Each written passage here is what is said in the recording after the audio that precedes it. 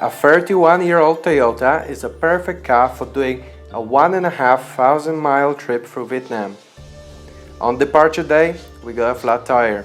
So first stop was a local tire shop, which cheekily uses the right lane of a public road as its service area. At least they put some cones out.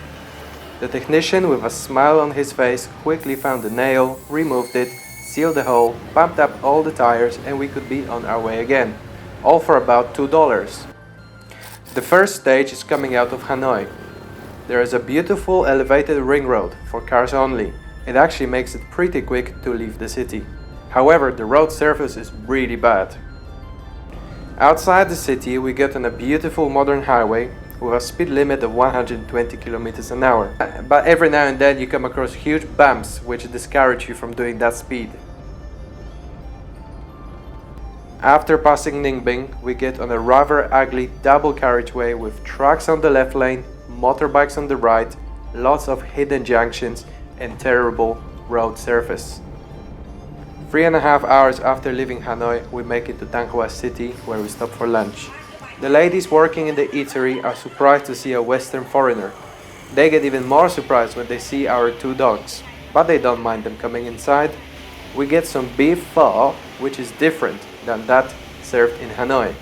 It has different noodles, different broth, and different extras. For example, there is pickled bamboo instead of pickled garlic, and we also get fresh lettuce on the side. From Thanh Hoa, we make it to Nghệ An province. This is the birthplace of Ho Chi Minh, the father of the nation. This time round, we don't have enough time to visit his hometown, so we head straight for the coast to find a place to sleep. Eventually, we came across this decent Nhà nghỉ, which means resting house. These kinds of houses are abundant in Vietnam. They are cheaper than hotels, yet they still have AC, private bathrooms, TV, and condoms. Yeah, apart from travelers, they mostly serve couples looking for some privacy which they can't find in their multi-generation homes. The owner of the resting house will even cover up your number plate with a different number in case you come with your mistress and you don't want anyone to spot your car. After checking in the resting house, we took an unpaved road to a fisherman's beach. Instead of sand, the floor was covered with a myriad of shells, much to the delight of our dogs that kept finding crispy dead crabs to chew on. I deterred them from doing that, so they went to chill in the water.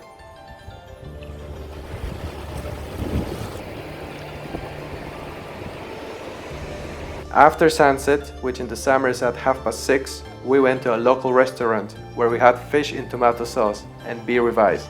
Delicious! Dinner cost us about $10. After a good night's sleep, we woke up to the owner's daughter who kept observing and following us.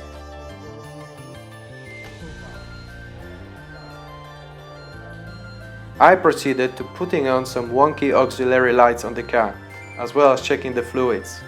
The old Toyota didn't lose a drop of oil and was ready to go again. After a few minutes on local roads, we got back to Asian Highway 1, which is a road from Tokyo all the way to Istanbul in Turkey. Now driving became more enjoyable as there was less traffic in built-up areas, however the rough road surface remained. Around noontime, gatherers from roadside eateries, such as this charismatic lady, come out and try to flag customers down. I really enjoy this kind of places. There is no fancy decor here, just a huge ground for buses and lorries to park up. Inside there's lots of joined together tables, high ceiling, plenty of fans and a simple kitchen. There's no menu. You tell the lady what you want to eat, and if she has the ingredients, she will make it for you. If she doesn't, she will make something else.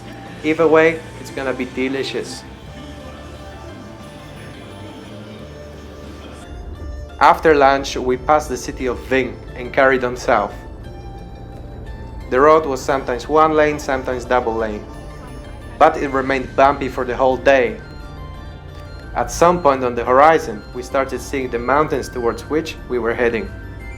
Before arriving at Phong Nha Ke Bang National Park, we looked up some homestays. In my opinion, homestays are the best kind of accommodation you can get in Vietnam.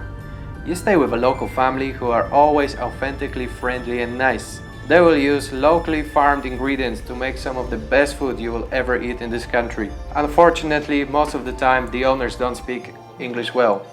You can get the basics across, but it's rare to have a deeper conversations with them. Immediately after arriving at our homestay called Little Rock, we could see the beauty of the national park. We had a private beach over the crystal clear waters of the lazy river. Our dogs loved the owner's massive dog. At noon we could chill out in the hammocks by the river, and in the afternoon we could just hop in the cool water. For dinner we had beautiful boiled pork with veggies, pineapple and rice noodles, rolled in rice paper and dipped in chili garlic fish sauce.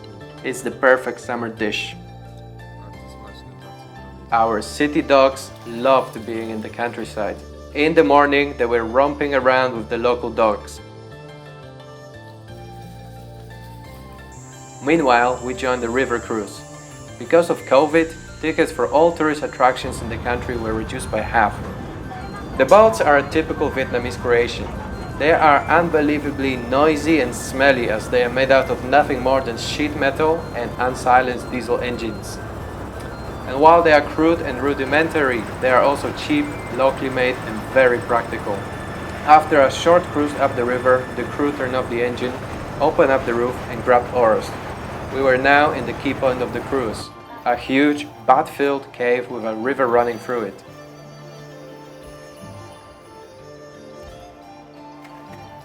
Phong Nha Ke Bang is world famous for its countless caves. It is a perfect place to come and enjoy outdoor activities. There are local guides who will organize several days trekking into the jungle to visit some of those caves. We stayed in Phong Nha for only 4 days, so we just stuck to some small jungle hikes, cycling and mostly relaxing on the hammocks.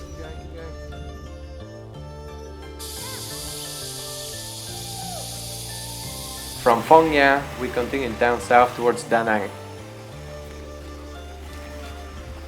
So far, this was the best part of the journey. The road was finally smooth and empty. Our Toyota was loving it as much as we did. After a couple of hours on back roads, we got back to the main AH1, which before the city of Hue was also nice and smooth. However, as we got close to Hai Van Tunnel, the road became bumpy and single lane again. There were countless trucks in front of us and coming the other way, so overtaking didn't make much sense, but some cowboys still tried to do it. Unfortunately, at one point a rock falling from a truck hit our windshield and cracked it badly. How to get a new windscreen for a car that you just don't see on the streets anymore? I will tell you in the next episode.